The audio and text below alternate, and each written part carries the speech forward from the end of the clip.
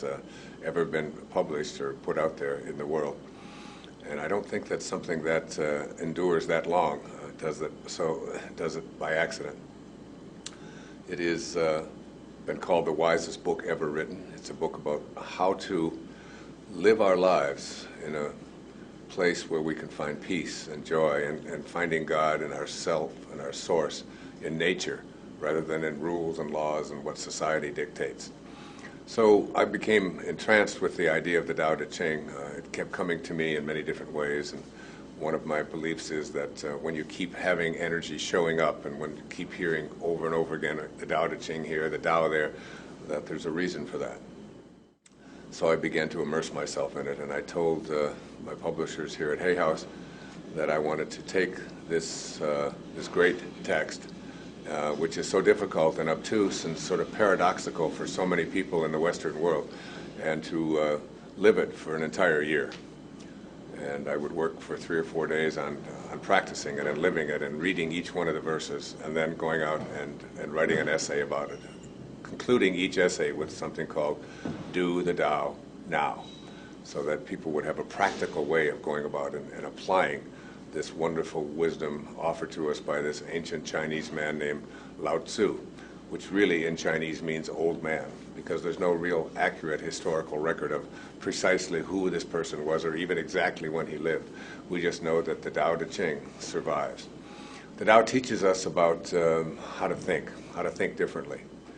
First of all, it teaches us how to think in a way that is in harmony with nature, with God, with spirit, that you can find great wisdom in just how important something like water is, or how important it is to observe the way that creation takes place.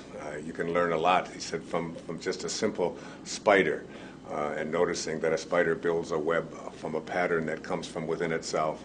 And in the process of doing so, it allows whatever it is that comes to it to land there, and it isn't concerned with what doesn't come its way.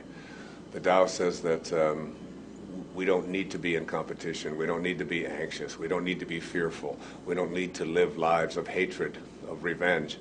He lived at a time of the warring states and was trying to teach people how to find peace when all around you are consumed with killing each other and hurting each other and hating each other.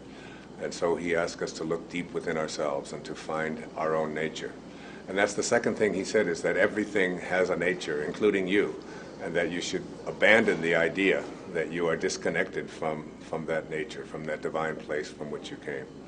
So what it does, what the Tao has done, what I have tried to do in Change Your Thoughts, Change Your Life, is to teach people that no matter how you look at it, when you change the way you look at things, the things you look at begin to change.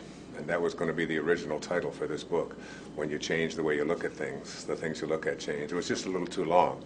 So I came down to change your thoughts, change your life. Instead of thinking rigid thoughts, instead of thinking hard thoughts, think soft thoughts. And look for something like water and how water behaves. Why is the ocean, he said, the most powerful force in the universe? It's the most powerful force because it stays low, because it is humble and allows everything to come to it. The Tao says the journey of 1,000 miles begins with a single step. And that single step, what he's teaching us is to think small, to think about what you can do in this moment, rather than thinking big and then getting yourself consumed with never accomplishing anything. It teaches us to be content. It teaches us to be soft. It teaches us to be flexible.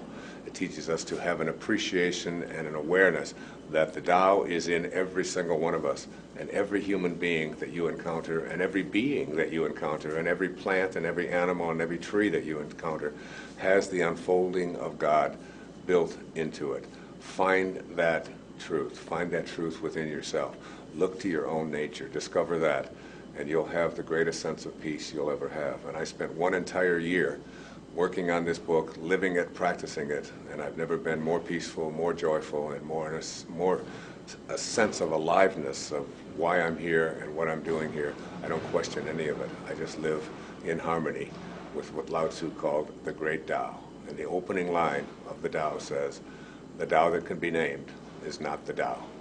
You can't put a name on it. All you can do is feel it in your heart.